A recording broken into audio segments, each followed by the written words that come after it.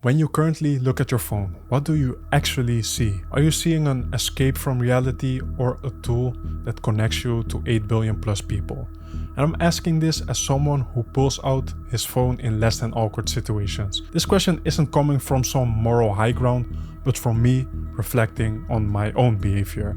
It came from me treating this device not as a tool for creation, but as an anti-boredom device. It is so easy for me to pull out my phone and to just be overwhelmingly, endlessly entertained.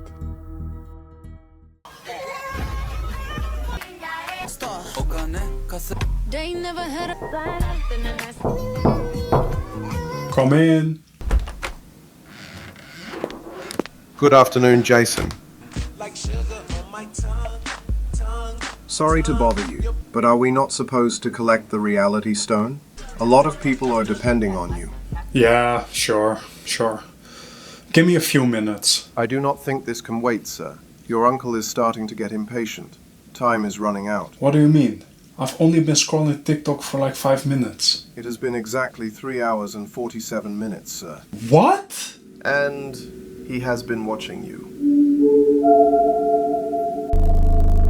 Here's what I didn't realize I was trading. Every time I reached for my phone to escape a moment of boredom, I was also escaping a moment of reality. A moment where I could have experienced something, or thought something, or actually created something. Like so many people, I get my best ideas in the shower. And I was wondering, why is that? And then I realized that showering is basically the only activity I do with my phone not near me. For all other activities, even going to the toilet, I carry this reality escapement device with me. And over time, those tiny escapes, like quickly checking Insta, they add up, they compound. And the bigger problem is that reality itself starts to feel optional or even secondary. Perhaps even something you check in on between scrolling sessions. But the end result, where we are heading, that's what scares me the most. Let's assume that I would keep doing what I currently am doing for the rest of my life. I think that I would one day look back at how I spent my time and realize that I've been living inside of my device instead of with it. So much time lost on watching other people create, travel, and live life. And a few months ago, something happened that made me see just how deep this rabbit hole goes. I went to a Drake concert, and the moment he stepped on stage,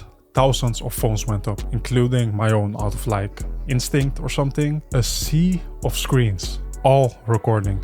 And I remember later that night sitting at home and watching my videos back, and these questions just started to hit me. Were me and these people actually here?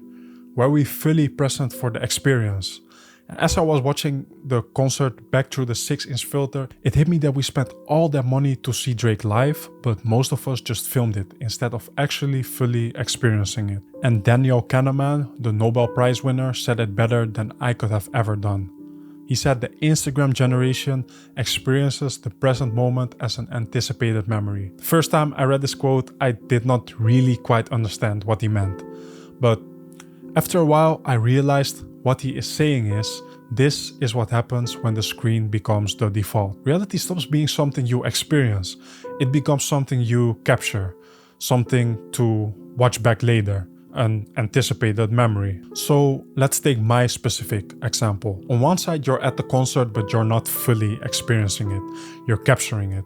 Recording the moment you're not actually in. You trade the full sensory experience of being there for a shaky video you'll likely never watch back. But then when you're not at the concert, when you're sitting at home scrolling, you're watching other people's concert videos, other people's travel photos, other people living what looks like their best life. And you're essentially consuming their half-lived experiences thinking, damn, I wish I was there. Do you see how there's no winners in this game? You're never fully present. Not when you're out in reality because of the need to capture everything, but neither when you're on your phone because you're watching other people's documented reality. It's like this endless loop of half experiences.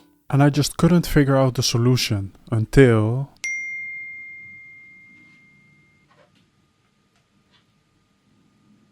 What does that even mean? Apple plus bicycle equals reality stone. I wasn't sure what that meant, but I was determined to figure it out.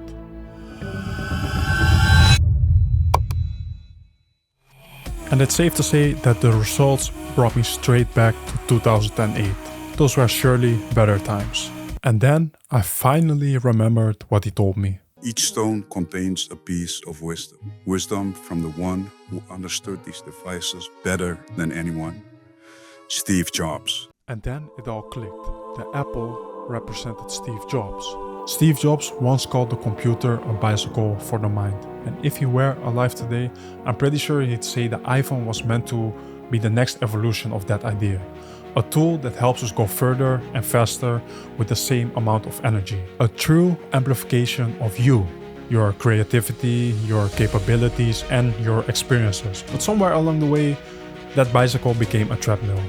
We stopped moving forward and started running in place. Endless scrolls that feel good in a moment but keep us stuck until we finally snap out of it.